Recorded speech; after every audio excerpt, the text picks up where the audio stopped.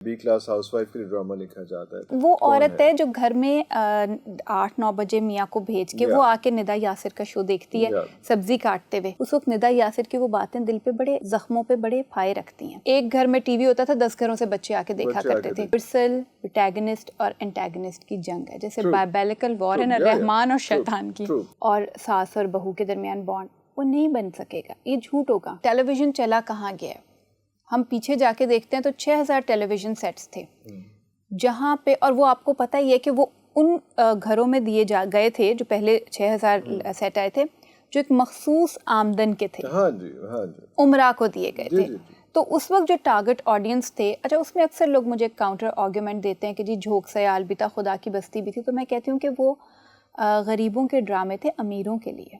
हाँ, एंजॉय करने जी, हाँ। वो देखना चाहते थे कि अच्छा ये भी होता है, हाँ। ये भी होता है, ऐसे भी होता है। तो उमरा थे उस वक्त जो टारगेट ऑडियंस थे। हसीना आपा की कहानी आप देखिए, एक चुलबुली लड़की लेकिन होती अपर मिडिल क्लास में थी। बिल्कुल सही। आज टेलीविज़न ड्रामा, वो अपर मिडिल क्लास की औरत जो है वो घर से निकल चुकी है, वो भी नहीं होती प्राइम टाइम पे, वो भी काम कर रही होती है या उसकी कोई एंटरटेनमेंट होती है। कौन होता है देखने वाला? हम कहते हैं जी मासियाँ देखती हैं, तो क्या मासियों को हक हासिल नहीं है? वो मासियाँ देखती हैं क्योंकि केबल भी पहुंच गया, टेलीविज़न भी टेक्नोलॉजी सस्ती होने की वजह से घरों में पहुंच गया। केबल भी, पहले एक घर में टीवी होता था, 10 घरों से बच्चे आके देखा करते थे। अब ऐसे नहीं है। जब वो फैला है तो आपके ऑडियंस भी फैले हैं। जब वो ऑडियंस फैले हैं तो आपकी स्टोरीज़ भी ड्राइंग रूम से निकल के गली कूचों की कहानियाँ बन गई हैं।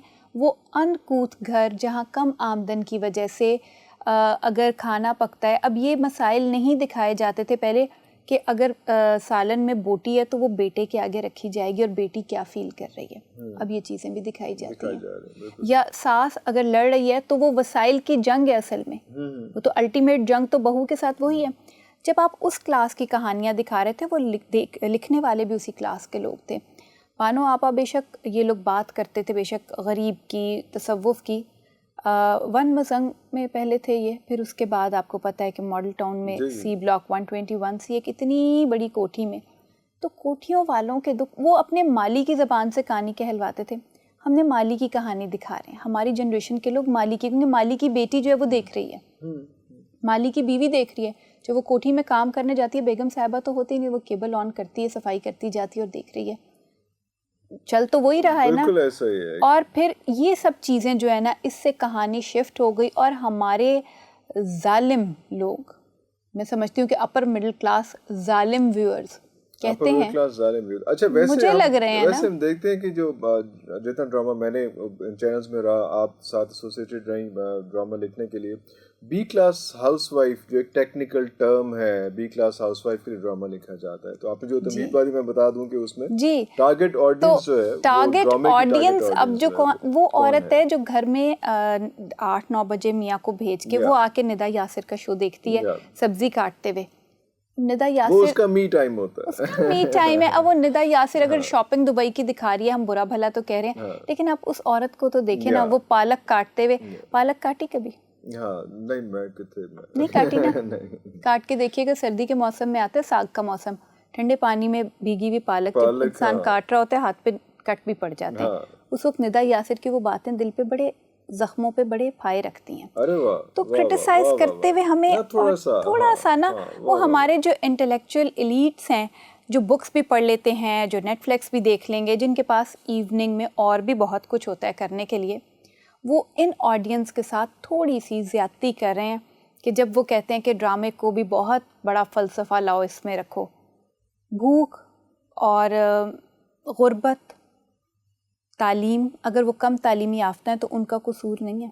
कामना जी, असल में इशू ये नहीं है, मैं ये नहीं चाह रहा कि कोई भाषण दिया जाए, कैसा दिया जाए, या कोई इंटेलेक्चुअल डिबेट की जाए, मगर मैं तो यही चाह रही हूँ। हाँ, नहीं, ड्रामे में अभी तो हम डिबेट करेंगे इस पे। हाँ, अभी जो है मैं ये चाह रहा हूँ کہ جب ڈرامہ لکھا جائے, میں نہیں چاہ رہا ایک جنرل پرسیپشن جو ہے کہ ڈرامہ لکھا جائے تو اس کے اندر یہ نہ کیا جائے کہ جس طرح سے ندا یاسر ہے یا نادیہ خان کا شو ہم کرتے رہے سارا کچھ, اس وقت ایک گرل نیکسٹ ڈور چاہیے, کیونکہ آپ نے جو ہے وہ اپنے میاں کو بھیج دیا, اپنے بچوں کو بھیج دیا, اور وہ 9 بجے سے 11 بجے تک کا اس کا می ٹائم ہے جس میں اس نے چائے کا کپ رکھنا ہے یا ساگ کاٹنا ہے جو بھی ہے, جب اس نے اپنی مرضی کی کوئی چیز دیکھنی ہے. تو اس وقت اگر آپ مارننگ شو میں کسی چیز میں آپ اس کو کوئی تبلیغ کرنے لگ جائیں گے تو وہ تھوڑی بعد میں کرنے, وہ زیادتی کی بات ہے. وہ I do agree with it. اور میں جب میرے سیشنز ہوتے ہیں میں یہی کہتا ہوں کہ مارننگ شو جو عورت کا می ٹائم ہے بی کلاس ہاؤس وائف کا, اس کو کرنے دیں. اس کے بعد اس نے بچوں کے لیے دوبارہ تیار ہو جانا ہے کہ بچوں کے کھانا شانا, بچوں نے واپس آنا ہے, پھر ہسبینڈ کے ڈرامے, یہ چیزیں سارا کچھ چلتا رہے گا. وہ اس کا ٹائم ایک ہوتا ہے, وہ ایک ایگری. لیکن کیا ہم اس طرح سے تو نہیں کر رہے کہ ہم لوگ جب ڈرامہ دکھاتے ہیں اور ڈرامے کے اندر خاص طور پہ جب آپ نے ساس دکھا دی یا پھپھی دکھا دی, وہ ایک ایسے ٹیبوز بن گئے ہیں. ساس ایک ٹیبو بن گئی ہے. ہر ساس اس قسم کی نہیں ہوتی. ہاں ہو سکتا ہے 60, 70, 80% ہو جائے, لیکن آپ نے ساس کے لفظ کے آگے نا ایک مجھے ایک فلسفیکلی ایک آپ میں آ گیا کہ ساس ہے تو وہ آپ کے اینٹی ہے. اب آپ نے یا جو ساس کے لیے بہو جو ہے نا وہ آپ کا گھر جو ہے آپ کے بچے کو آپ سے جدا کرنے کے لیے سارا کرنے کے لیے آئی. وہ ایک دماغ میں ہی آ گیا کہ بہو جو ہوگی تو اس کے یہ پیرامیٹرز ہوں گے جو آپ کا گھر جو ہے آپ کے بچے کو اور سب کو خراب کرنے کے لیے آئی ہے. ساس جو ہے وہ بہو کے لیے ہوگا کہ وہ یہ ساری چیزیں کرے گی. تو کوئی ایسے ڈرامے اگر ہم لکھتے جس میں یہ بانڈنگ اس طرح کی اتنی برباد نہ ہوتی تو شاید زیادہ بہتر نہ ہو جاتا. وہ بالکل بجائے کرنا کیا چاہیے تھا ہو کیا رہا ہے. میری بھی خواہش یہی ہوگی کیونکہ ساس کا قصہ تو پاک ہوا.